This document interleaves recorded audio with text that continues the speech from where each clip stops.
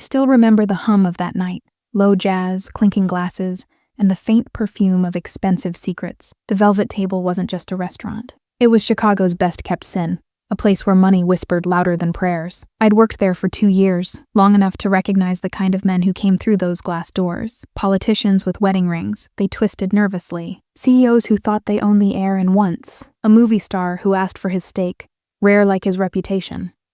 But that night, that one night, the air felt different. There was a tension I couldn't name, like the city itself was holding its breath. And then he walked in. He didn't look like the other rich men. No entourage, no swagger, just a dark suit, simple, almost too plain for this place, and eyes that seemed to measure everything in silence. "Table for one," he said to the host. His voice was calm, but it carried something heavy. When the host pointed him toward my section, I didn't know whether to be grateful or terrified. He took the corner booth facing the room. That's what men do when they don't trust anyone at their back. "Good evening, sir," I said, holding the menu like a shield. He looked up slowly, and for a second I forgot how to breathe. Those eyes, steel gray with just a flicker of tiredness, like he'd seen too much of the world and stopped being surprised by it. "Wine?" I asked, keeping my voice steady. He nodded. "Red, Italian, something old enough to remember better days." I smiled, though my hands trembled. "I think I know the one." When I walked to the bar, my coworker Jess leaned close. "Do you know who that is?" she whispered. "No," I said, pouring the wine carefully. "That's Dominic Varro, the Varro family, Mafia." I froze for half a heartbeat, the bottle halfway tilted. I'd heard the name before, in news articles, in police rumors whispered through late-night diners. Dominic Varro, a ghost in a city full of criminals. The man who never showed up in court, because witnesses never lasted long enough to testify. I turned back toward him, watching the light dance on the crimson surface of the wine. And still, I carried the glass to his table. When I set it down, his eyes flicked toward me, curious, maybe amused. "You're not afraid?" he asked softly. I smiled. "Should I be?" He didn't answer. He just watched the wine swirl, like he was reading his future in it. The restaurant filled slowly, laughter and chatter echoing like ghosts in a ballroom.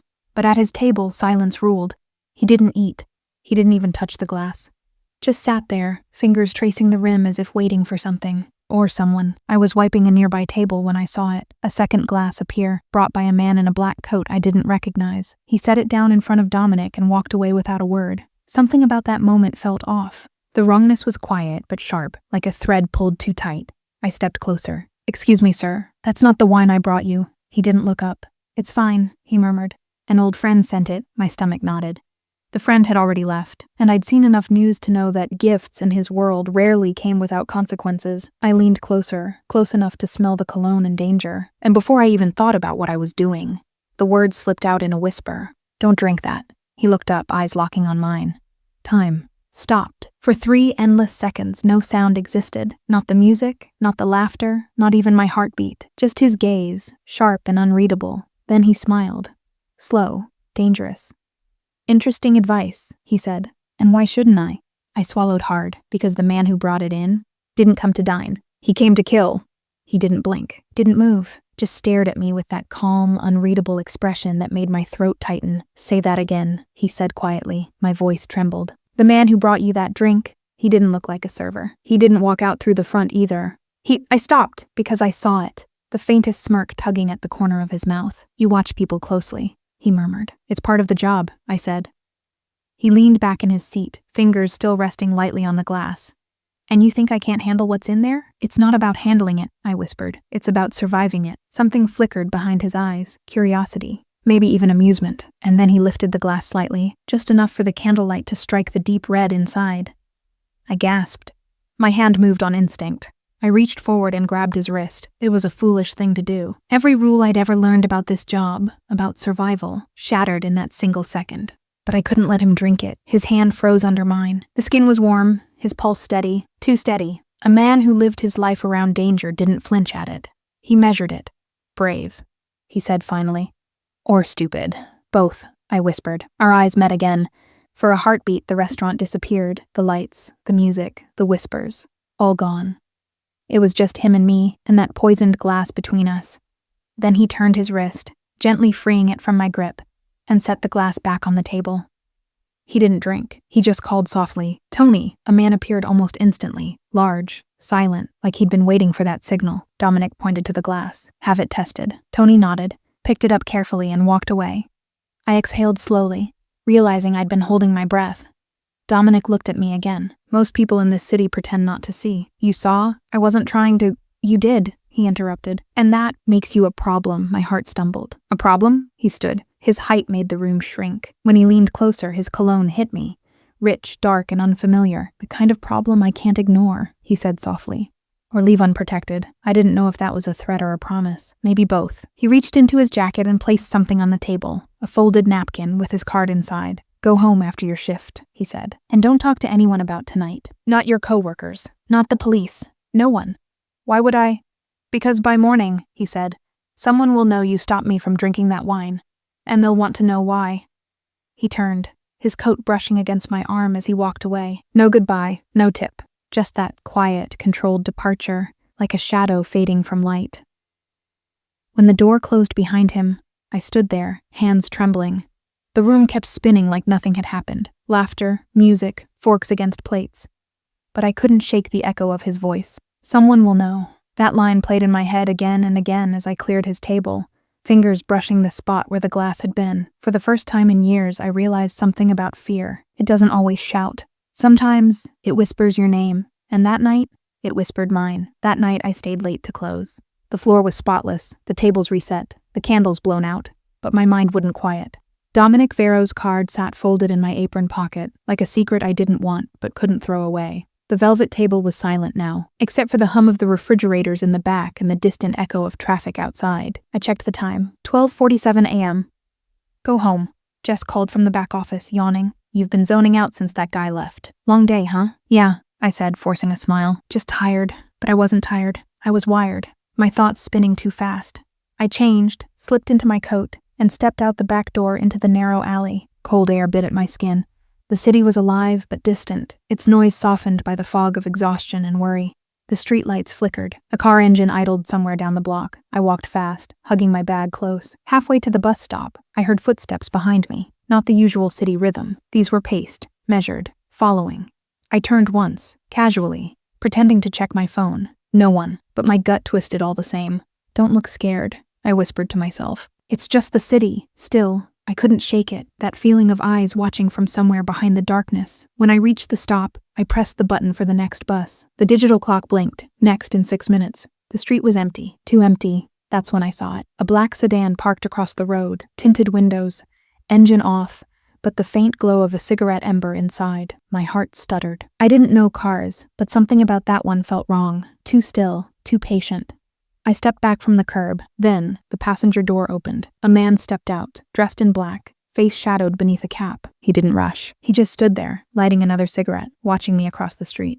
Okay, I whispered to myself. Walk away, but before I could, my phone buzzed. Unknown number. I hesitated, then answered. Go back inside, a deep voice said. Calm, controlled, familiar. Who is this? Now, Lily, my name. He said my name. I turned slowly, scanning the street. And that's when I saw the second car. Black SUV, moving toward me, no headlights. My chest tightened. Dominic's voice came again through the phone. Back door of the restaurant. Don't ask questions. I didn't. I ran. The bus stop, the sedan, the empty street, all blurred together as my boots hit the wet pavement. Behind me, the SUV's tires screeched. I shoved through the alley door, slammed it shut, and locked it just as headlights washed across the brick wall outside. My breath came in sharp bursts. My hand shook so hard I dropped my phone. Lily! Jess's voice called from the hallway. What the hell? Someone's out there, I gasped. 2 cars. They were... Before I could finish, my phone lit up again. Same number, I answered. What's happening? Don't stay there, Dominic said. They won't stop at the door. What do you mean they? A crash cut through my words. The sound of metal hitting metal from the alley. Jess screamed. The kitchen lights flickered, and then the back door handle started to turn. Slowly. Dominic's voice stayed steady through the line. Get to the front entrance. My driver's on his way. Don't look back. I didn't argue. I grabbed Jess's hand, pulled her through the hallway, and ran. The front lights of the velvet table glared against the glass doors. Outside, a black car skidded to a stop. The driver, tall, in a dark coat, waved frantically. Miss, this way! I didn't think. I pulled Jess outside, the cold air biting through my lungs. Behind us, the alley erupted with the screech of tires and a shout that didn't sound human. The driver opened the rear door. Get in! Jess hesitated. Who are you? Dominic sent me, he snapped.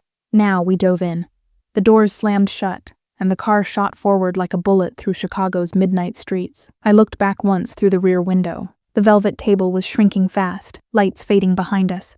But in that blur, I could swear I saw one figure standing under the sign, watching, not chasing, just watching. And somehow I knew this was only the beginning. I woke to the sound of distant thunder, not from the sky, but from inside my chest. My heartbeat pounded like I'd been running for hours. The car wasn't moving anymore. Soft light leaked through tinted windows. Outside, trees swayed gently, not the city kind, but the kind you only see in the quiet edges of Chicago, where rich men build their mansions far away from noise and law. Where are we? I whispered. The driver glanced back. Safe, he said, then stepped out before I could ask anything else. Safe. The word meant nothing to me anymore. I opened the door slowly. Cold air brushed my skin, clean and heavy with pine. Ahead, a house stood like something carved out of old money and darker history. Tall stone walls, black iron gates, windows that watched like eyes. Jess was gone. I turned quickly. Wait, my friend, where's— She's fine, a voice said from the porch. He stood there. Dominic Vero, same dark suit, same calm stillness. Only this time he wasn't part of the chaos. He was the calm after it. The kind that makes you realize the storm never really ended. I stepped closer. What's happening? Who were those people? He gestured toward the open door.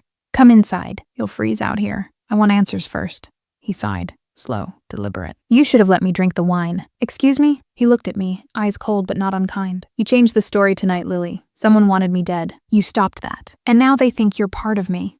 Part of— I shook my head. I'm a waitress, Dominic. I serve drinks.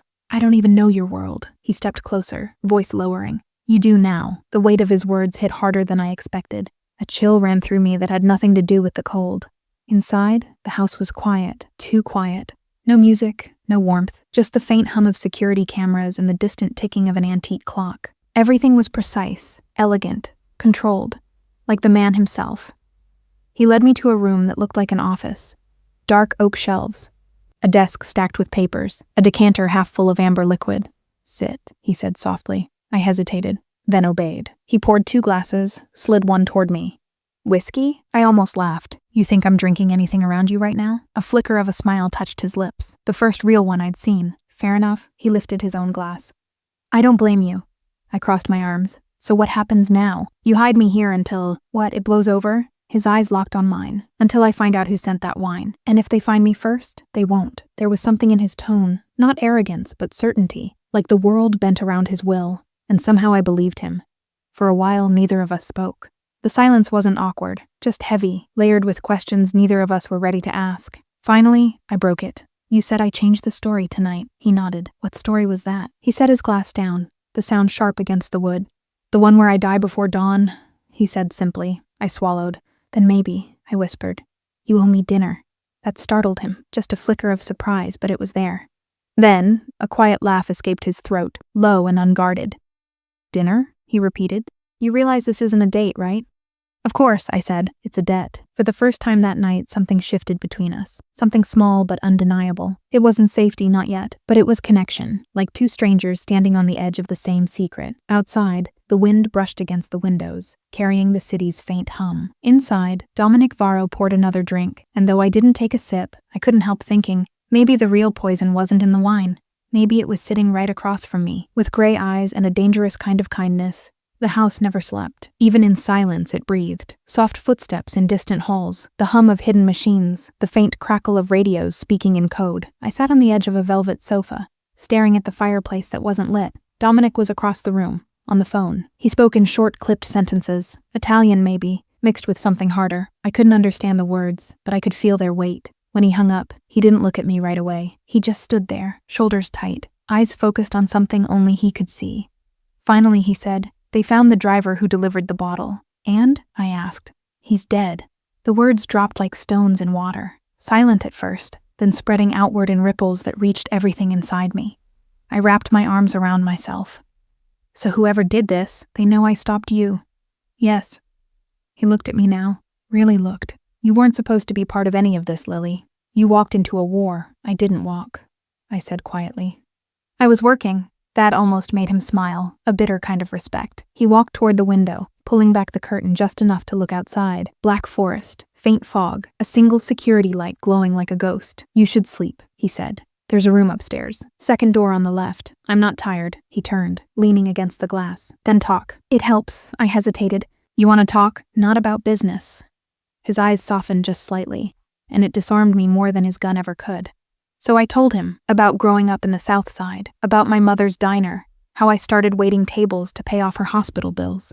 Small things, human things. He listened, not like most men, waiting for a turn to speak, but listened, as if each word was a clue to something he'd lost long ago. When I finished, he said, "You still visit her?" I nodded. Every Sunday. She thinks I work at a hotel. She doesn't know about the velvet table. No one does. Silence again. The kind that stretches and hums. Then he said softly, "When I was a kid, my mother ran a bakery. Every morning, I'd wake to the smell of bread and the sound of her humming. Then one day she stopped humming. I looked up. Why? Because someone decided my father owed them money. She spent the rest of her life afraid of doors knocking. Something broke quietly in his voice. Not visible, but felt. It was the first time I saw him not as the boss, but as a man built from scars. You think I'm like him," he said finally. "I don't know who you are," I whispered. "But tonight you didn't drink that wine. Maybe that means something." He walked closer, slow and deliberate, stopping just in front of me. For a moment I thought he was going to touch my face, but he didn't. He just said, "Get some rest. Tomorrow I'll take you back." I nodded, though I didn't believe him, because men like Dominic Varro don't return things. They keep them safe or bury them deep. When I stood to leave, he added, "Lily," I turned. "Yes? If you hear anything during the night, footsteps, voices, don't open your door. No matter who it sounds like." My stomach tightened. Why would someone? Because the men who sent that wine aren't done yet. He met my eyes one last time before walking away down the hall, his footsteps fading into silence. I climbed the stairs slowly, heart heavy. The house felt alive, whispering through the walls, watching through the dark. In the guest room, I locked the door and sat on the bed. Moonlight fell across the floor, silver and sharp. I reached into my pocket and unfolded his card again. Dominic Varro, private office, a phone number. No address, no title. For a long moment, I just stared at it. Then I whispered into the empty room, "I don't belong in your story," but deep down, I knew. I already did. I didn't sleep much. The room was beautiful. White sheets, antique dresser, soft lamplight, but it felt like a stage set built over secrets. Every creak, every whisper of wind outside sounded like someone breathing too close. Around 2 a.m., I heard it. Footsteps, slow, deliberate, just outside my door. My pulse quickened. I held my breath, straining to listen. The steps stopped. Then, a faint click, like a handle testing itself. I slid quietly out of bed and pressed my ear to the door. A man's voice murmured something low, then faded.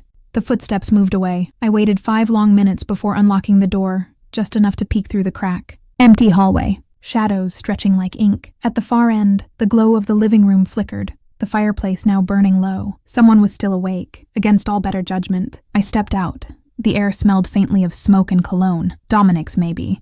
Or someone else's. My bare feet barely made a sound on the wooden floor. I made it halfway down when I heard the whisper again. "Back to your room." "Lily." I froze. Dominic was standing in the archway, shirt unbuttoned at the collar, gun holstered but visible. His voice wasn't angry, just sharp, protective. "I heard something," I whispered. "You heard someone." He walked toward me, slow, calm, eyes scanning behind me. "You shouldn't be out here." "Someone tried my door." His jaw tightened. "Did you see them?" "No, just a shadow." He glanced down the hall, then tapped a button on a small black device clipped to his wrist, a security comm maybe. Within seconds, 2 men in black appeared at the stairwell. Silent, professional. "Check the north hall." "Cameras too," he ordered. The men nodded and disappeared. He turned back to me. "Come with me." He led me through a narrow hallway I hadn't noticed before, down a short flight of steps, into what looked like an old wine cellar converted into a private lounge. The air was cooler here, and there was a faint hum, maybe generators, maybe something else. "Sit," he said. I sat on a leather chair, watching him pace. "You think someone got inside?" I asked. He shook his head. "No one gets in without me knowing." "Then it was one of your men." He stopped pacing. "What are you implying?" I swallowed. "I'm saying maybe whoever sent that wine already has someone here." The room went dead still. He stared at me, eyes dark, unreadable, then looked away, exhaling slow. "You think fast," he muttered. "Too fast for a waitress." I learned to survive. Something like respect flickered in his eyes. He poured a glass of water, handed it to me. "Drink, you're shaking." I didn't realize I was until he said it. He sat across from me. The dim light caught the edge of a scar near his collarbone. A thin white line, years old. "You ever think," he said quietly, "that sometimes the danger isn't outside but inside? In the people we trust, the ones we let close?" I met his gaze. You talking about me or you? He smirked faintly. Maybe both. For a moment, the silence between us was thick enough to drown in. Then he stood. I'll post someone outside your door. No one gets near you again. I should have felt safer. But I didn't, because as I followed him back upstairs, I caught something in his eyes. A flicker of uncertainty, or maybe guilt. At my door, he paused. Lock it again. And Lily, yes? If you ever feel something's wrong, anything, come straight to me. No questions. I nodded. He lingered a second too long, then walked away. I closed the door, bolted it, leaned against it. My heart wouldn't slow down. Outside, footsteps faded. The house returned to silence, but from somewhere deep inside the walls, I could have sworn I heard something else. A faint mechanical click, like a camera shutter. Someone was watching. And for the first time since meeting Dominic Varro, I wasn't sure if I was safer with him, or because of him. Morning came too bright, too quiet. The light through the curtains felt wrong. Too clean for a house that had whispered murder only hours before. When I opened my eyes, there was a man outside my door. Suit, earpiece, hands behind his back. He didn't look at me when I stepped out, just nodded once. Guard duty. Dominic kept his word. Downstairs, the mansion smelled of roasted coffee and fresh bread. A normal morning, pretending not to remember the night. But I remembered everything. Dominic was in the dining hall, already dressed, dark suit, black tie, same calm gravity. He didn't say good morning. He just slid a cup of coffee toward me. Drink. You need it, he said. I sat, fingers still trembling slightly. Did your men find anything? He shook his head. Cameras showed nothing. But someone cut the feed for 4 minutes around 2 a.m. 4 minutes, I repeated softly. Enough time to open a door. He nodded. Whoever it was knew what they were doing. We sat in silence for a while, the ticking of a clock filling the space between us. Finally, he said, You're leaving this afternoon. I'll have you taken somewhere safe until... No, the word came out before I thought. I'm not leaving until you find out who's doing this. His eyes narrowed. You think this is your fight? I think it became mine the second someone tried to kill you. That made him pause, really pause. His expression softened just slightly, as if something inside him twisted. You care too easily, he said finally. Maybe, I whispered. Or maybe you're not as untouchable as you pretend. He almost smiled, but it didn't reach his eyes. Then he stood. Come with me. He led me to his study. Mahogany walls, bookshelves lined with files instead of novels. On the desk, a small silver object, broken open. A listening device, he said, hidden in the wine cabinet. My stomach turned cold. Then someone inside. Yes, someone I trust. He turned, eyes dark and unreadable. I have 10 men in this house. Each one's been with me for years. If there's a traitor... He trailed off, like the rest of that thought hurt too much to finish. I walked closer. Do you trust anyone completely? He looked at me, really looked. And for a moment, I thought he'd say no. Instead, he said softly, I used to. Her? I asked. A small silence. Then, my fiancée, she died 3 years ago. I blinked. I didn't know. No one does. That's how I keep her safe, by keeping her gone. The way he said it broke something inside me. His pain wasn't loud. It was buried deep, sealed behind every order he gave, every face he didn't trust. I reached out, instinctively, maybe stupidly, and touched his hand. Dominic. He didn't move for a moment. Then his fingers turned just slightly, brushing against mine. The warmth was real, dangerous and unspoken. But then the door opened. Marco, one of his guards, stepped in. Boss, you need to see this. Dominic's expression shifted instantly, cold again. He pulled his hand away and followed Marco out. I stood alone, staring at the listening device on the desk, the way its wires coiled like veins, still humming faintly. Curiosity got the better of me. I picked it up, turning it over.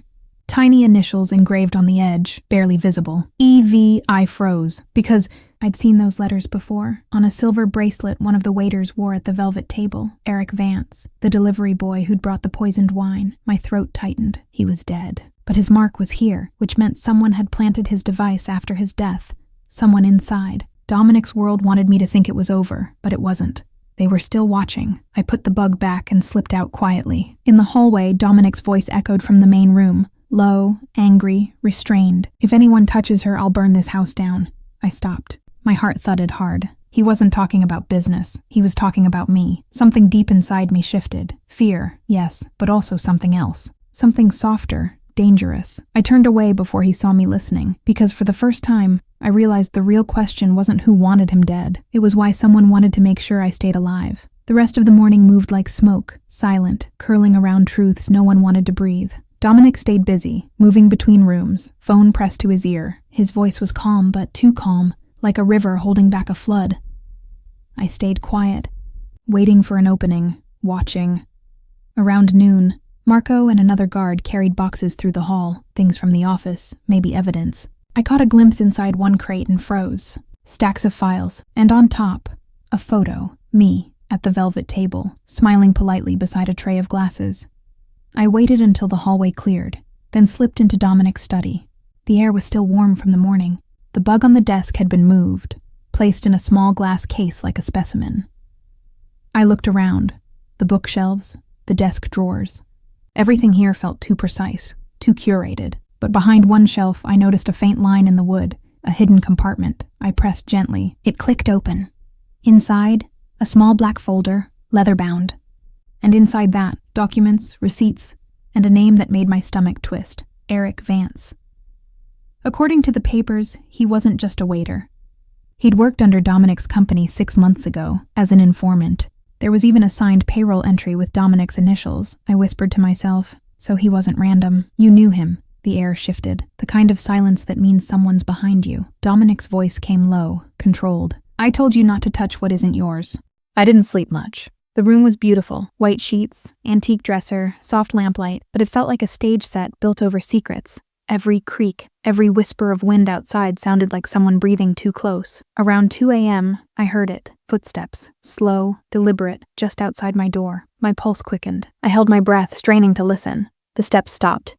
Then, a faint click, like a handle testing itself. I slid quietly out of bed and pressed my ear to the door. A man's voice murmured something low, then faded.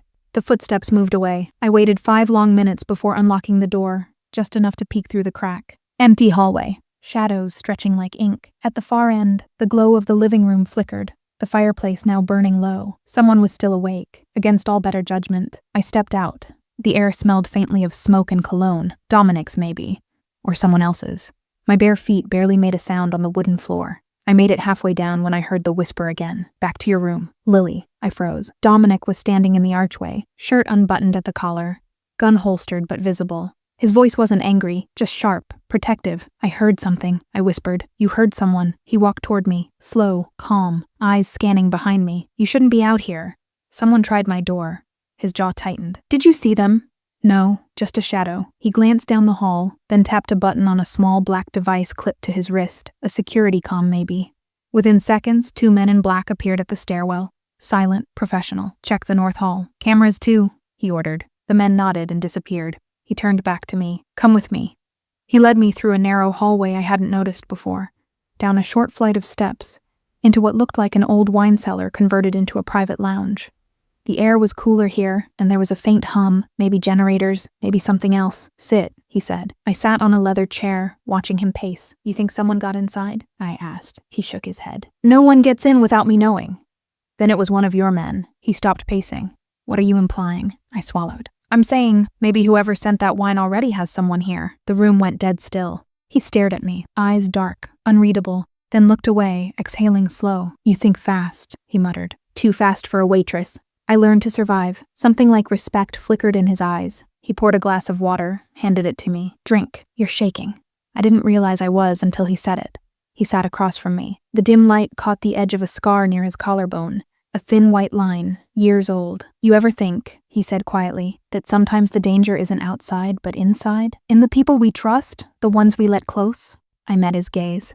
You talking about me or you? He smirked faintly. Maybe both. For a moment, the silence between us was thick enough to drown in. Then he stood. I'll post someone outside your door. No one gets near you again. I should have felt safer. But I didn't, because as I followed him back upstairs, I caught something in his eyes. A flicker of uncertainty, or maybe guilt. At my door, he paused. Lock it again. And Lily, yes? If you ever feel something's wrong, anything, come straight to me. No questions. I nodded. He lingered a second too long, then walked away. I closed the door, bolted it, leaned against it. My heart wouldn't slow down. Outside, footsteps faded. The house returned to silence, but from somewhere deep inside the walls, I could have sworn I heard something else. A faint mechanical click, like a camera shutter. Someone was watching. And for the first time since meeting Dominic Varro, I wasn't sure if I was safer with him, or because of him. Morning came too bright, too quiet. The light through the curtains felt wrong. Too clean for a house that had whispered murder only hours before. When I opened my eyes, there was a man outside my door. suit, earpiece, hands behind his back. He didn't look at me when I stepped out, just nodded once. Guard duty. Dominic kept his word. Downstairs, the mansion smelled of roasted coffee and fresh bread. A normal morning, pretending not to remember the night. But I remembered everything. Dominic was in the dining hall, already dressed, dark suit, black tie, same calm gravity. He didn't say good morning. He just slid a cup of coffee toward me. Drink, you need it, he said. I sat, fingers still trembling slightly. Did your men find anything? He shook his head. Cameras showed nothing. But someone cut the feed for 4 minutes around 2 a.m. 4 minutes, I repeated softly. Enough time to open a door. He nodded. Whoever it was knew what they were doing. We sat in silence for a while, the ticking of a clock filling the space between us. Finally, he said, "You're leaving this afternoon. I'll have you taken somewhere safe until—" No, the word came out before I thought. "I'm not leaving until you find out who's doing this." His eyes narrowed. "You think this is your fight? I think it became mine the second someone tried to kill you." That made him pause, really pause. His expression softened just slightly, as if something inside him twisted. "You care too easily," he said finally. "Maybe," I whispered. "Or maybe you're not as untouchable as you pretend." He almost smiled, but it didn't reach his eyes. Then he stood. "Come with me." He led me to his study. Mahogany walls, bookshelves lined with files instead of novels. On the desk, a small silver object, broken open. "A listening device," he said, "hidden in the wine cabinet." My stomach turned cold. "Then someone inside." "Yes, someone I trust." He turned, eyes dark and unreadable. "I have 10 men in this house. Each one's been with me for years. If there's a traitor—" He trailed off, like the rest of that thought hurt too much to finish. I walked closer. "Do you trust anyone completely?" He looked at me, really looked, and for a moment, I thought he'd say no. Instead, he said softly, "I used to." "Her?" I asked. A small silence. Then, "My fiancée, she died 3 years ago." I blinked. "I didn't know. No one does. That's how I keep her safe, by keeping her gone." The way he said it broke something inside me. His pain wasn't loud. It was buried deep, sealed behind every order he gave, every face he didn't trust. I reached out, instinctively, maybe stupidly, and touched his hand. "Dominic." He didn't move for a moment. Then his fingers turned just slightly, brushing against mine. The warmth was real, dangerous and unspoken. But then the door opened.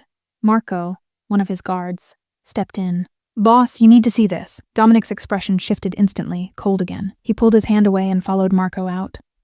I stood alone, staring at the listening device on the desk, the way its wires coiled like veins, still humming faintly. Curiosity got the better of me. I picked it up, turning it over. Tiny initials engraved on the edge, barely visible. EV. I froze, because I'd seen those letters before, on a silver bracelet one of the waiters wore at the velvet table. Eric Vance, the delivery boy who'd brought the poisoned wine. My throat tightened. He was dead. But his mark was here, which meant someone had planted his device after his death. Someone inside. Dominic's world wanted me to think it was over, but it wasn't. They were still watching. I put the bug back and slipped out quietly. In the hallway, Dominic's voice echoed from the main room. Low, angry, restrained. "If anyone touches her, I'll burn this house down." I stopped. My heart thudded hard. He wasn't talking about business. He was talking about me. Something deep inside me shifted. Fear, yes, but also something else. Something softer, dangerous. I turned away before he saw me listening, because for the first time, I realized the real question wasn't who wanted him dead. It was why someone wanted to make sure I stayed alive. The rest of the morning moved like smoke, silent, curling around truths no one wanted to breathe. Dominic stayed busy, moving between rooms, phone pressed to his ear. His voice was calm, but too calm, like a river holding back a flood. I stayed quiet, waiting for an opening, watching. Around noon, Marco and another guard carried boxes through the hall, things from the office, maybe evidence. I caught a glimpse inside one crate and froze. Stacks of files, and on top, a photo, me, at the velvet table, smiling politely beside a tray of glasses. I waited until the hallway cleared, then slipped into Dominic's study. The air was still warm from the morning. The bug on the desk had been moved, placed in a small glass case like a specimen. I looked around, the bookshelves, the desk drawers. Everything here felt too precise, too curated. But behind one shelf, I noticed a faint line in the wood, a hidden compartment. I pressed gently. It clicked open. Inside, a small black folder, leather-bound. And inside that, documents, receipts, and a name that made my stomach twist. Eric Vance. According to the papers, he wasn't just a waiter. He'd worked under Dominic's company 6 months ago, as an informant, There was even a signed payroll entry with Dominic's initials. I whispered to myself, so he wasn't random. You knew him. The air shifted, the kind of silence that means someone's behind you. Dominic's voice came low, controlled. I told you not to touch what isn't yours. I turned slowly. He stood in the doorway, hands in his pockets, watching me. Not angry, not yet, but dangerous. I wasn't trying to— You were trying to survive, he cut in. That's what you do, right? You listen, you watch, you wait until the right moment to run. Is that what you think of me? I said quietly. A spy? He stepped closer. I don't know what to think anymore, then ask. His eyes flashed. Fine. Did you know Eric? No, I said. But I served him. Once. He was kind, nervous, like he didn't belong there. Dominic's jaw tightened. He didn't. He was supposed to keep an eye on the restaurant. Tell me if anything unusual came in. Then he went silent. A week later, a poisoned bottle ends up on my table. So you think he betrayed you? I think someone used him, and maybe used you too. The words hit harder than I wanted them to. Used me. I stepped closer. If I was part of this, why would I warn you? Why stop you from drinking it? He looked at me. Really looked. And for the first time, I saw the storm behind those eyes ease just a little. He exhaled slowly. That's the part I can't explain. The room fell quiet again, the kind of silence that hummed with everything unsaid. I took a step closer. He didn't move away. Maybe, I said softly. You don't need to explain it. His hand brushed mine, not on purpose. Maybe, yeah, but it stayed. Warm, real, he whispered. You don't know what it's like to trust someone when the whole world's built to betray you. Then teach me, I said. For a moment I thought he would. The distance between us disappeared. Breath to breath, heartbeat to heartbeat. But then he turned away, jaw clenched. I can't, he said. Not with you. Because you don't trust me. Because I can't afford to. His voice cracked just slightly. Enough to betray the truth. He already did. Before I could speak, Marco's voice came through the radio on the desk. Boss, you need to see this. It's about the feed from last night. Dominic grabbed the radio. What is it? Marco hesitated. You'll want to see it yourself. It's the girl. Dominic's eyes shot to mine, sharp, searching. What girl? I whispered. He didn't answer. He just turned and walked out fast. I followed, heart pounding. In the security room, screens flickered, time-stamped footage from the night before. And there, clear as day, was a woman in my uniform, walking the hall near my door, but it wasn't me. She looked almost identical. Same height, same hair, same stride, except for one thing, a silver bracelet with initials that gleamed in the light. Evie, my blood ran cold. Dominic turned slowly toward me, eyes wide. Lily, that's not possible. I stared at the screen, whispering, it's not. But she's real. You never really know what fear is, until you see yourself on a screen, doing things you don't remember. Standing in places you've never been, breathing with a heartbeat that isn't yours. That was me, watching the security feed in Dominic Varro's mansion, staring at a woman who looked exactly like me. Same hair, same face, same waitress uniform. Except she wasn't me, and she was walking past my door at 2:04 a.m. The exact minute I heard those footsteps, I could feel Dominic's eyes on me as the footage replayed, frame by frame. She moved like you, he said quietly. Perfectly. His voice was calm, but his hands were not. They clenched around the desk edge until his knuckles turned white. I whispered, Dominic, who is she? He didn't answer right away. He rewound the footage, zoomed in, slowed the frame. There, in the corner, a reflection from a hallway mirror. The woman's face turned for half a second. And that's when I saw it, a scar near her temple. Small, thin, identical to mine. Only one problem. I didn't have a scar like that, Dominic exhaled. This isn't just about the wine anymore. My throat tightened. Then what is it? Identity, he said. Someone wants to replace you, or erase you. His words felt like frost. Cold, creeping into the edges of my thoughts. I stepped back from the screens, my reflection doubling on the glass. Two versions of me, one innocent, one dangerous. And for a moment, I couldn't tell which one I really was. Dominic's voice softened. Look at me, Lily. I turned. You trust what you feel, don't you? He said. Not what you see. I used to. He walked closer, slow, deliberate, until we were only inches apart. Then feel this, he whispered, pressing his hand gently to my heart. It was pounding so hard it almost hurt. Still real? He asked. I nodded, barely breathing. Too real. For a moment, there was no footage, no danger, no mystery, just two people caught between truth and something that felt a lot like fate. But then Marco's voice came through the radio again. Boss, East Wing sensors just triggered. Dominic's hand dropped from my chest. The warmth vanished. Stay here, he ordered. I'm not staying anywhere. He shot me that look again, the one that meant command, not request. But I was done obeying silence, so I followed. The east wing was darker, long corridors, old portraits, echoes of footsteps that didn't belong. Dominic's men spread out, guns raised, scanning every door. Then, from the far end of the hall, came the sound of a door closing softly. Dominic moved first. I stayed close. He kicked the door open. Inside was an empty guest room. Except for one thing, a waitress uniform, folded neatly on the bed. My uniform. I walked forward slowly. My name tag was still pinned to it, I whispered. She wanted you to find this. Dominic's voice was quiet but edged with fire. She wanted you to. Then I saw it, a note tucked under the cuff of the sleeve. I pulled it free, my hands shaking. It was written in neat cursive, soft ink strokes. He wasn't supposed to die, neither were you. Below the words, a symbol, a tiny crescent moon carved into the paper. Dominic froze. That mark, it belongs to the Rossetti family. I looked up. Your rivals? He nodded. And my fiancé's killers. The room spun for a moment, the weight of everything pressing down like thunder. So this was it. The poison, the fake waitress, the mirror image. It was all part of something bigger. And yet, somewhere in the middle of that storm, all I could think about was the way Dominic had touched my heart like he was trying to make sure it still existed. Because maybe for him, it didn't anymore. They said Chicago was built on secrets, buried under concrete and jazz. But I never knew one could breathe beneath a mansion. Dominic didn't tell me where we were going. He just led me through the east corridor, down a narrow stairwell that twisted behind a bookshelf. The air changed, cooler, heavier, smelling faintly of stone and copper. The hum of the house faded until all I could hear was the echo of our footsteps and the rhythm of my heart. Finally, he stopped in front of a steel door. No handle, just a palm scanner and a keypad. He pressed his hand to the glass. The door hissed open. The room beyond wasn't what I expected. No piles of cash, no guns. Just a long corridor lined with glass cases, each holding photographs, letters, fragments of another life. A museum of memory. He spoke quietly, his voice bouncing off the concrete. I built this place after my fiancé died. Everything I couldn't bury upstairs stayed here. He walked ahead, his fingers brushing the glass like he was touching ghosts. She used to call this house too loud, said she could hear the lies in the walls.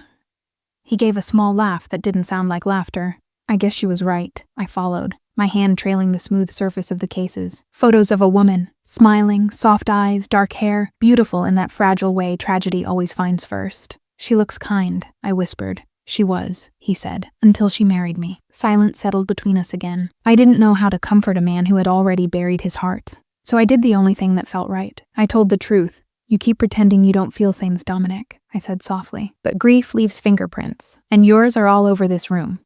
He turned to me, slow, deliberate, his expression unreadable.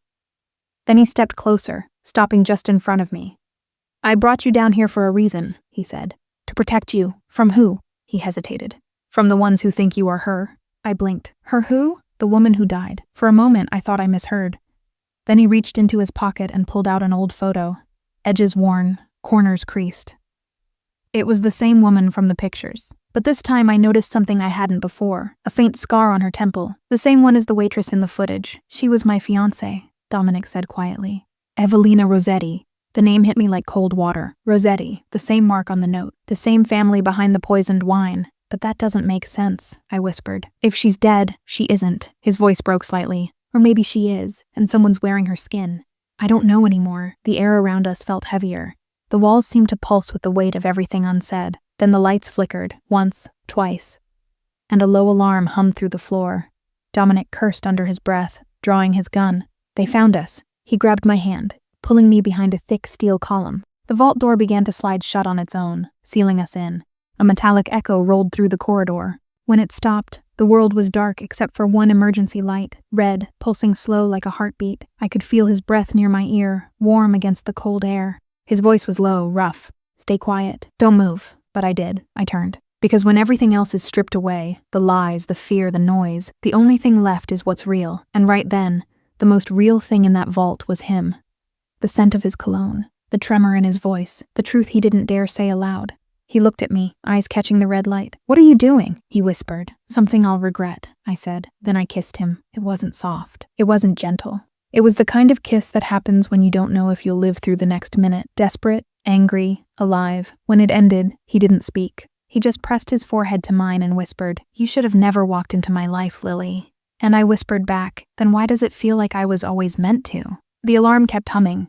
The light kept pulsing. Somewhere above us, the world was breaking open. But down here, in the vault below the silence, we stopped running, if only for a heartbeat. The red light blinked slower now, heartbeat to heartbeat, until it became the only rhythm left in the world. I could feel Dominic's pulse against my wrist, strong and uneven. The sound of it steadied me in a way I didn't understand. Then the vault door shuttered. A single metallic bang. Then another. Someone was on the other side, cutting through. Dominic let go of my hand and moved forward, gun drawn. His movements were sharp, precise, the muscle memory of a man who'd seen too many wars no one ever talked about. "Stay behind me," he said, his voice low, controlled. The air smelled of metal and fear. I pressed my back against the cold wall and watched him check the corners, the way he listened, not just for sound, but for silence too. It took me a second to realize I was trembling. Not from fear, from what that kiss had awakened. The vault door screeched open, sparks flying as a cutting torch tore through the lock. Then darkness again. A flashbang rolled inside. White light exploded through the vault. I dropped to the ground, covering my ears as the world became nothing but ringing and shadows. When my vision cleared, Dominic was already firing 3 precise shots, echoing like thunder in a stormless night. 2 bodies hit the floor. The third ducked behind a case, returning fire. The glass shattered, raining memories, photos, letters, pieces of another life, all over the concrete. I crawled toward the fallen guard, grabbed his sidearm, and pressed my back against the same case Dominic was using for cover. He glanced at me, surprised, maybe a little impressed. "You ever shot a gun before?" "Only in self-defense classes," I said, cocking it. "Guess this qualifies." He gave a short, humorless laugh. "Stay low. Aim for the noise." The vault echoed with boots, gunfire, shouts in Italian. Whoever they weren't amateurs. This was a hit. Precise, silent, paid for. One voice shouted through the smoke. "Rossetti wants the girl alive." My stomach turned cold. The girl, me. Dominic's head snapped toward me. His expression wasn't anger. It was fear. Real, raw fear. "Lily, they're not here for me." He grabbed my arm and pulled me toward a narrow maintenance tunnel in the corner of the vault, half hidden behind a rack of old wine crates. We ran. The sound of bullets chased us down the tunnel like wolves in a narrow street. "Who are they?" I gasped. "Rossetti's men. The old family," he said between breaths. "The ones who think you shouldn't exist." What does that even mean? He didn't answer. We reached a junction, 2 paths splitting like a choice I didn't want to make. He looked at me, chest heaving, eyes dark with 100 things unsaid. "You trust me?" "I don't know," I said honestly. "Then trust the part of you that kissed me." Before I could argue, he pulled a lever. The floor beneath us dropped. A maintenance lift sliding down into a deeper level of the mansion. When the lift stopped, we were in another corridor, older, damp, built of rough stone. He turned a wheel valve and opened a side door. It led to a hidden wine cellar, rows of dusty bottles, the air thick with age and oak. We slipped inside, closing the door behind us. The noise above grew faint, distant. Only our breathing remained. I leaned against a barrel, trying to steady my shaking hands. He holstered his gun and looked at me, silent for a long moment. "I didn't plan for any of this," he said quietly. "I wanted you safe. I thought I could control it." Control what? The part of me that still believes in redemption. I stepped closer, the air between us heavy with things we couldn't say. "You think saving me will make up for your past?" "No," he said, voice low. "But it might stop me from becoming the man who killed her." The way he said her, like a confession carved out of pain, broke something inside me. I reached up, touched his cheek. His skin was warm, rough with stubble. "You're not that man, Dominic," I whispered. "Not anymore." He caught my hand, holding it there. His eyes met mine, dark, unguarded, dangerous in a different way now. Not the danger of a criminal, the danger of a man who could feel again. Before either of us could speak, a sharp metallic click echoed from the far end of the cellar. A red laser sight danced across the wall, then landed on his chest. Dominic pushed me down, gun out in one motion. The shooter fired. The bullet hit a bottle behind us, spraying wine like blood across the stone. We rolled behind cover as another shot rang out. "Looks like they found the back door," he muttered. I took a breath, gripped the gun tighter, and whispered, "Then we make sure they never find the way out." For a moment, everything went still. Just the smell of spilled wine, rich, metallic, too much like blood, and the faint hum of air through the old cellar vents. Then the laser sight cut through the haze again, sweeping left to right. Dominic met my eyes across the barrel stack. He raised a finger to his lips. "Wait." I counted the seconds in my head. 1, 2, 3. The shooter stepped closer, boots scraping on old stone. I could see his shadow now, long and sharp against the wall. Dominic moved first, quick, silent, lethal. He spun from cover, fired twice. The first shot cracked the silence. The second ended it. The man dropped. His rifle clattered on the floor, echoing like an afterthought. For a long moment, we both just breathed. It wasn't relief, not yet. It was the sound people make when they realize they're still alive. Dominic crouched beside the body, checking the insignia on the man's sleeve. A black crest stitched into the fabric, a serpent biting its own tail. He swore under his breath. Serpico Syndicate. Rossetti's new dogs. He stood, holstering his weapon. More will come. They always do. I followed him through the cellar rows, stepping carefully over the broken glass. My hand brushed against a half-shattered bottle of red. The label was old. Italian script, hand-signed. Vida e Morte. Life and death. Funny name for a wine, I murmured. Dominic glanced back. Not funny when you know who made it. He stopped at a hidden service hatch behind a wine rack, pulling the latch open. Cold air rushed in, the underground tunnel that led toward the old docks. If I remembered right. Go first, he said, but I didn't move. Because there, in the flicker of the emergency light, I saw it, the tiniest movement in his hand. A tremor. You're hurt, I said. It's nothing. You're bleeding. He looked down. A dark stain spread across his sleeve, just above the shoulder. The bullet had grazed him, deep enough to cut, shallow enough to keep him standing. I grabbed a strip from my apron and pressed it against the wound. He flinched, then exhaled slowly, his breath brushing against my cheek. You don't have to do that, he murmured. Yes, I do, I said. You saved me. Let me save you back. His eyes softened, the kind of softness you don't expect from a man built of scars and discipline. He let me wrap the cloth, my fingers trembling slightly as I tied the knot tight. When I looked up, our faces were inches apart. No gunfire, no footsteps, just silence, thick, fragile, alive. Why me, Dominic? I asked quietly. Why risk everything for a waitress who just walked into your life? He didn't answer right away. He looked past me, toward the rows of bottles, shadows and glass holding the ghosts of his past. Because, he said finally, voice low, raw, you make me remember what I used to be before I started killing parts of myself to survive. My throat tightened.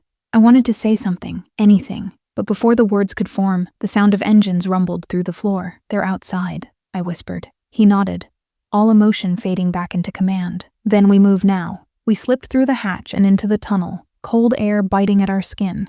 The passage smelled of salt and old steel, the scent of Chicago's underbelly. Above us, I could hear the faint thud of boots and the distant wail of sirens. Halfway through the tunnel, I looked back toward the cellar. One of the broken bottles caught the light, a single droplet of red sliding down its neck like a tear. The last bottle of red, Lily, Dominic called softly. Keep your eyes forward, I did, but something deep inside told me we weren't escaping. Not really. We were being led. The tunnel opened into a narrow dock chamber, lit by the reflection of city lights on black water. A single boat waited there, sleek, unmarked, engine humming low. Dominic slowed. This wasn't me, he said quietly. I didn't arrange this pickup. Before I could respond, a figure stepped out from the shadows of the dock, coat long, voice smooth and deliberate, still running from ghosts. Dominic? He froze. That voice, low, familiar, haunting. When the figure stepped into the light, I saw her face. And for the first time in my life, I couldn't breathe, because she looked exactly like me. Same eyes, same scar, same everything. Dominic's gun slipped slightly in his hand. His voice cracked like glass. Evelina? The woman smiled. Miss me? For a second, I thought the world had cracked open and I'd fallen through it, because the woman standing in front of us, that woman with my face, couldn't be real. Same eyes, same jawline, same faint scar near her temple. Even the way she tilted her head was mine. But she wasn't me. She was older, colder, like a reflection that had forgotten how to breathe. Dominic froze, every line of his body rigid. He lowered his gun slowly, his eyes searching her face the way a drowning man searches for air. Evelina, he whispered again. Her smile curved, slow, deliberate, sharp. Still know my name, Dom? I thought you buried it under bullets and whiskey. I wanted to move, to speak, to understand. But my voice had abandoned me. All I could do was watch as he stepped closer, his expression torn between disbelief and guilt. You died, he said. I saw the explosion. You saw what I wanted you to see. Her words sliced through the air, clean and cruel. She took a step forward, the click of her heels echoing against the dock floor. You needed a ghost, Dominic. Something to mourn, something to atone for. So I gave you one. My stomach twisted. I looked at him, the man who had saved me, kissed me, trusted me, and saw the shock drain the color from his face. You faked your death? He asked. I traded it, she said simply. The Rossetti name doesn't allow freedom, only ownership. Her gaze flicked to me then, slow and assessing. And you're the trade. I took a step back. What are you talking about? Evelina's eyes softened. almost tender, but her smile stayed sharp. You think you're Lily, but that's just what they called you after they rebuilt your face. My breath caught.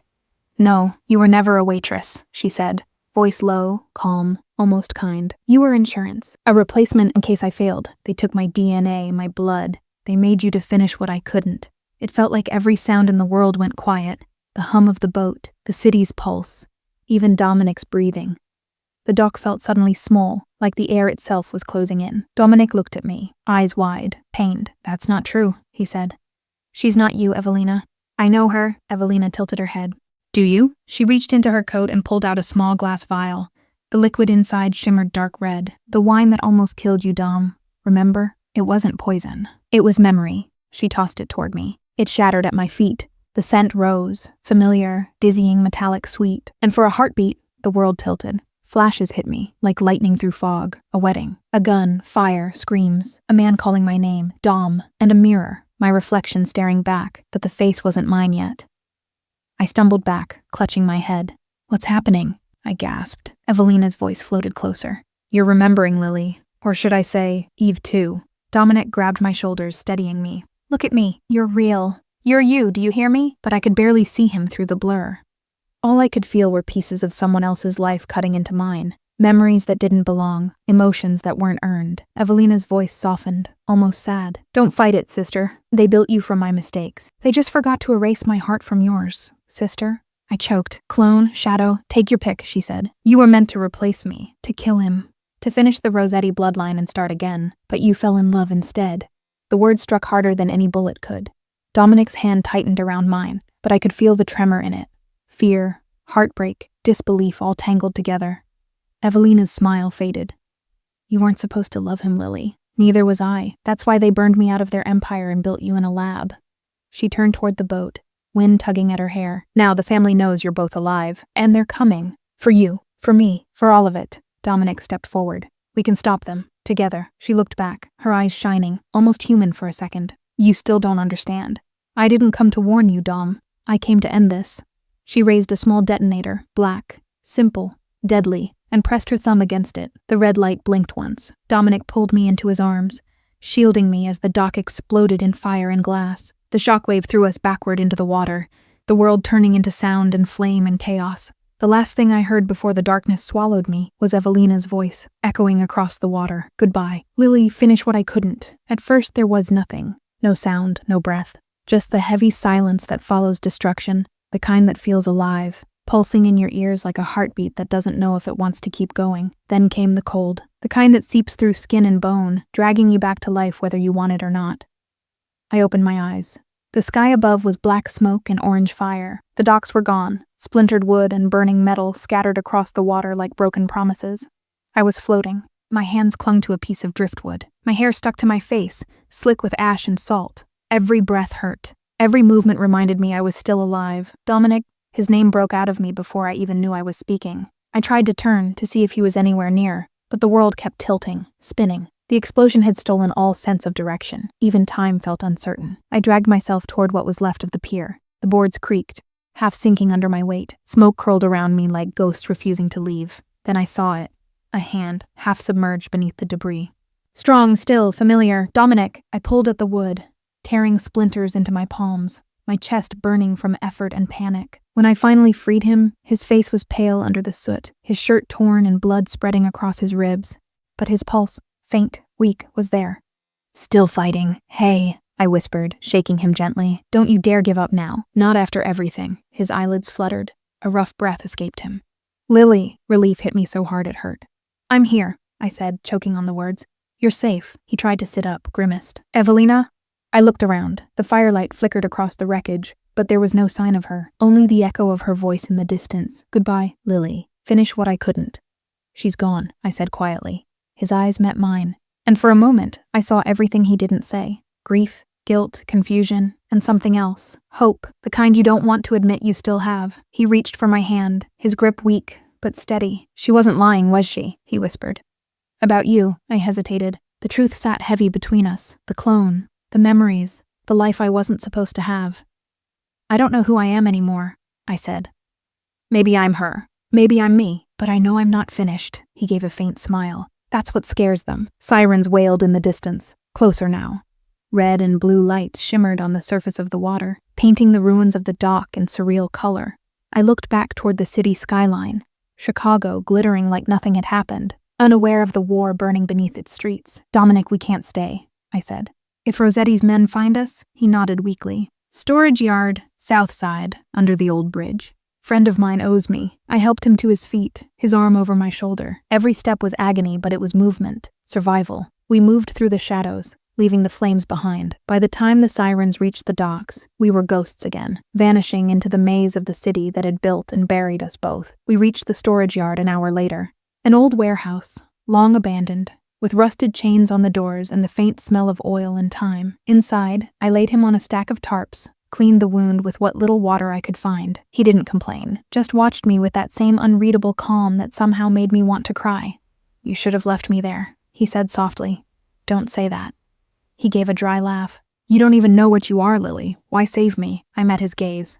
"Because somewhere between lies and bullets, I learned what I feel is real." "You taught me that." He went quiet. Then, a whisper. "You sound like her." I smiled faintly. "Maybe I sound like the part of her that still loved you." He closed his eyes, breathing uneven, but steady. Outside, the storm that had followed the fire began to fall. Gentle rain, hissing as it hit the smoldering docks. I looked out through a crack in the wall, watching the city lights blur through the drops. Maybe Evelina was dead, maybe she wasn't. Maybe I was never supposed to exist. But I did. And as long as I breathed, they would never control my story again. I reached for Dominic's hand, holding it tight. "Rest," I whispered. "Tomorrow we start over." He stirred, half-conscious. "Start what?" I looked out at the rain-soaked skyline, the city that never stopped hungering. "The war," I said. "The one we didn't choose, but I'm damn sure we'll finish." And for the first time since the night I met him, I didn't feel like a shadow. I felt alive. Alive enough to fight, alive enough to love, alive enough to change everything. Chicago at night has its own kind of silence, not empty, just waiting. Every alley hums with secrets. Every flickering streetlight hides someone's unfinished story. We moved through it like shadows that had learned to breathe again. Dominic leaned on me more than he wanted to admit. His shoulder wound had slowed him, but his eyes, those sharp, watchful eyes, still scanned every corner. The warehouse we'd hidden in was long behind us now. We were ghosts again, but ghosts with a purpose. By the time we reached the south side, dawn was threatening the skyline, faint gold bleeding through steel-gray clouds. The city was waking up, unaware of the fire still smoldering by the docks, unaware of the war we'd just inherited.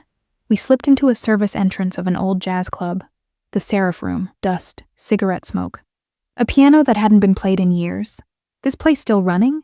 I asked. Dominic gave a faint grin. "For people who know where the real door is." He knocked twice on the wall panel beside the bar. It clicked open, revealing a narrow staircase. We descended into a hidden basement. Low lights, old bottles, the hum of a generator. A man waited there, tall, dark suit, gray beard, and eyes like winter steel. "Jesus, Dom," he said. "You look like you fell off the edge of the world." "Maybe I did," Dominic muttered. "Enzo, I need a favor." The man, Enzo, looked at me. "And the girl?" "She's the reason I'm still breathing," Dominic said. Enzo's eyes lingered on me, cautious but curious. "You don't look like trouble." "That's the dangerous kind," Dominic said. Enzo patched his wound while I searched through an old laptop they'd pulled from a safe. Files, encrypted emails, coded ledgers, but one folder stood out. Project Eve. My stomach turned as I opened it. Photos of me, hospital bed, wires, monitors, dates I didn't remember, locations I'd never seen, and one line of text beneath my image, prototype retained. Memory imprint incomplete. I stared at it until the words blurred. Dominic's voice broke through the haze. "Lily?" I turned, the screen glowing against my face. "They built me like an experiment, Dom. They decided what I would forget, what I would feel." He stood, wincing slightly as Enzo finished the bandage. "Then they failed," he said quietly, "because what you feel, it's yours." I shook my head. "You don't understand. Evelina was real. I'm a copy of someone you loved. How can anything between us be real?" He stepped closer, slow, deliberate, like he was approaching a wounded animal that could vanish at any second. "Because when you walk into a room, Lily, I don't see her. I see you, the way you challenge me, the way you see the good I stopped believing in. Evelina died a long time ago. You brought me back to life." His words broke something open inside me. The fear, the guilt, the constant echo of someone else's face. All of it cracked under the weight of what I heard in his voice. Truth. I didn't know whether to cry or run. Instead, I did neither. I reached out and touched his chest, right over his heart. It was beating steady. real, human. Then we end this, I whispered. He nodded. Agreed. Enzo lit a cigarette, watching us like a man who'd seen this story before. You know what you're asking for, he said. Rossetti's got people everywhere. If you go after him, there's no turning back. Dominic looked at me. I already lost one ghost. I'm not losing another. I met his gaze, steady. Then we burned the name Rossetti off this city. Enzo handed him a flash drive. Everything I've collected over the years. Transactions, labs, offshore accounts. It's enough to start a war. Dominic smiled faintly. That's the plan. We left the club an hour later. The city was awake now. Taxis honking, sirens wailing, sunlight bleeding between skyscrapers. Chicago never stopped to grieve. As we walked down the street, I glanced at the faces passing by. Strangers who had no idea how close their world had come to burning. Maybe that was the point. Maybe heroes didn't exist anymore, just survivors who refused to die quietly. Dominic took my hand, a small, silent gesture that said everything words couldn't. Somewhere behind us, the ghosts of our past still lingered. Evelina's voice, the Rossetti family's shadow, the smell of wine and smoke. But for the first time, I wasn't running from them. I was walking toward whatever came next, because I wasn't a clone anymore. I wasn't a replacement. I was something new, born from ruin, forged by fire. And as we disappeared into the crowd, the city whispered like it knew my name for the first time. Lily. The city looked almost beautiful from up here. From the rooftop of the Rossetti Tower, Chicago glittered like 1,000 stolen diamonds scattered across black velvet. I'd never realized how quiet the sky could be, even above a city built on gunfire and betrayal. Dominic stood at the edge, the wind pulling at his coat. Below us, his men were fighting to end what began decades ago, a war born from one name, Rossetti, and tonight, it would die with us. I tightened my grip on the small flash drive Enzo had given us. Inside it, everything. The accounts, the labs, the truth about Project Eve. Enough evidence to bury the entire Rossetti syndicate and every corrupt official tied to it. We'd uploaded it to every major outlet, every federal contact, every underground channel. It was already too late for them. But for us, time was almost up. They're coming, Dominic said softly. I could hear them, too. Footsteps echoing up the stairwell, voices shouting orders. Gunfire cracked somewhere below. I turned to him. We can still run. The car on the east side, he shook his head. If we run, they'll follow. They'll never stop. His voice was calm, too calm. That's when I saw the small detonator in his hand. No, I whispered. Dom, no. He looked at me and smiled. Not the smile of a killer, not the cold mask the world feared. It was the smile of the man I'd found underneath all that armor. The man who once believed in second chances. This building is wired, Lily. Every floor. Rossetti thought he could erase his past by building over it. I'm going to erase him instead. Tears blurred my vision. We can both go. He stepped closer, brushing his thumb along my cheek. I told you once. You were the only thing that made me believe I still had a soul. His touch trembled, just slightly. I want you to live, Lily. I want you to walk out of this city and never look back. I can't, I breathed. I don't exist without you, he smiled again. You were never made to exist for me. You were made to live after me. The sound of boots slammed through the door. Bullets shattered the metal frame, sparks flying. Dominic turned, calm as a man walking into his own legend. He fired back once, a clean, perfect shot. Then another. I wanted to move, to scream, to stop him, but I was frozen. The world had narrowed to one heartbeat, his. He pressed the detonator into my hand.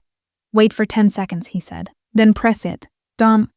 He kissed me before I could finish. No desperation, no fear, just truth. The kind that burns into memory like light into film. Then he turned and walked toward the edge, toward the gunfire, toward the end he'd chosen. I stumbled back, choking on my own breath. The world roared around me. Bullets, shouts, thunder in my veins. 9 seconds. I could still see him through the smoke. Fighting, falling, getting back up again. He looked back once, and in that single glance, everything we were, every touch, every whisper, every promise, passed between us. 10 seconds. I pressed the button. The explosion tore through the night like judgment. Flames burst upward, swallowing the tower in gold and crimson light. The sound hit me a second later, like the sky itself had shattered. When I opened my eyes again, the tower was gone. Only fire and ash where his empire once stood. Weeks later, Chicago was different. The headlines called it the fall of the Rossetti dynasty. The feds called it justice. The streets called it freedom. But I just called it quiet. I'd taken a job at a small cafe near the lake. Simple, quiet, honest. Every morning, I made coffee for strangers and pretended I wasn't waiting for a man who'd never walk through that door again. Until one morning, a folded newspaper on the counter. No one had placed it there. On the front page, A headline circled in red ink, Rossetti's hidden account still missing, and next to it, a wine cork, one I recognized. The Velvet Table, 2019. My heart stopped. The corner of the newspaper bore 3 words in his handwriting. Don't drink that. I smiled through tears. Maybe ghosts don't always stay dead. Maybe love is just the promise that some souls keep, even when everything else burns away. I looked straight into the cafe's security camera, into the lens, into them, and whispered softly, like a secret meant for anyone who'd ever loved too much. If you're still listening, love never really dies. It just finds another story. Then the screen would fade to black, the faint sound of his voice in the distance. Lily, and the last line across the screen. Subscribe for the next story. Because love always leaves a whisper.